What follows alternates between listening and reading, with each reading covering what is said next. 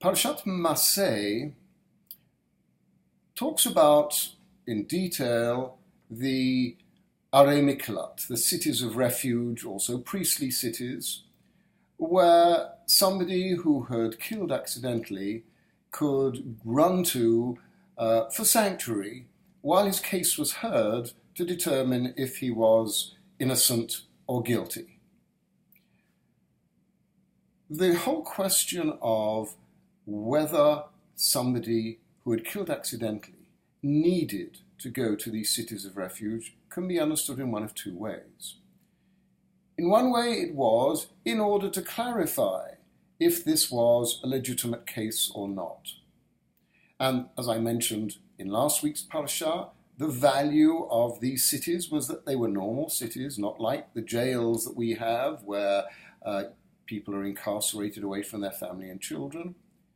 And there, when somebody ran to one of these cities, the court would convene and decide their fate according to due judicial process.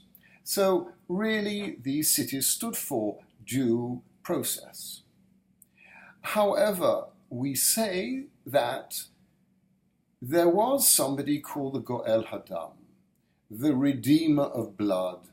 Just as the nearest relative had an obligation sometimes to buy back tribal land that one of his members of his family had lost or had to sell out of poverty, so there was the redeemer of land, there was also, it seems, the redeemer of the life of somebody.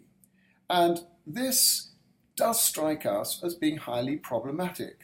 If somebody is killed accidentally, surely the law should deal with it.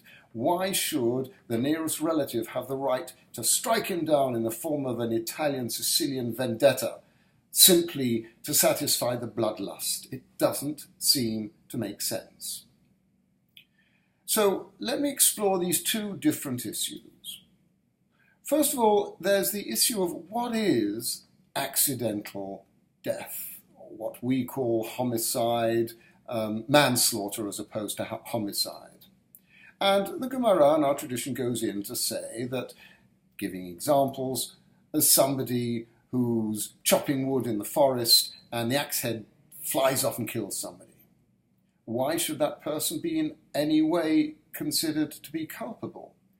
And giving that and other examples, the Gemara says because there is an element of negligence here. There's an element of responsibility that he should have checked beforehand, see if nobody was in near proximity to him. And also because humans in general, they are potentially dangerous. We humans, whereas in animals, you have to warn people. You have to give the animals several possibilities to see whether we regard an animal as being mu'ad, dangerous, liable to cause harm. Whereas humans are always considered to be liable to cause damage. It's an interesting concept.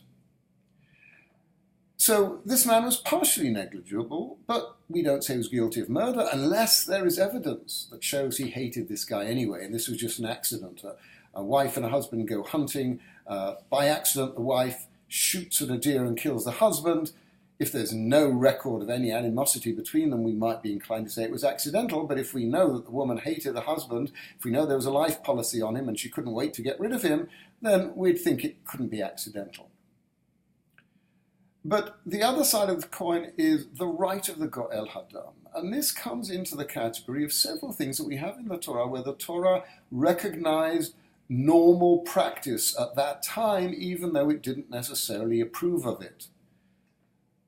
The Goel Hadam, this passion that the primitive man has to avenge the tribe or the family, was deeply rooted. It's only in civilized societies that we have now tried our best to stamp it out, but it still can be found, it's still there, and it still happens almost every day, not only in the Middle East and other less advanced countries, but also in the West and the so-called advanced world. The Torah deals with several issues, according to Maimonides, even sacrifices and slavery as processes that were common that we have to be weaned off in stages. And that's one way of looking at the Goel Hadam and why he is there and makes an appearance in the Torah, even though we would expect the Torah to say, no thank you, we don't want you. We don't want this idea at all. We don't think it contributes to the sanity or the stability of society. And this is the wonderful thing of Torah. Torah has to deal with people of different intelligences, different levels of understanding, and at the same time, it has to deal with people coming from different backgrounds, different cultures. And therefore, it's not simplistically the perfect system. It's in addition to being a very good system, and it's a divinely inspired system, it's also one that recognizes that we go through stages, and stages have to be dealt with in different ways.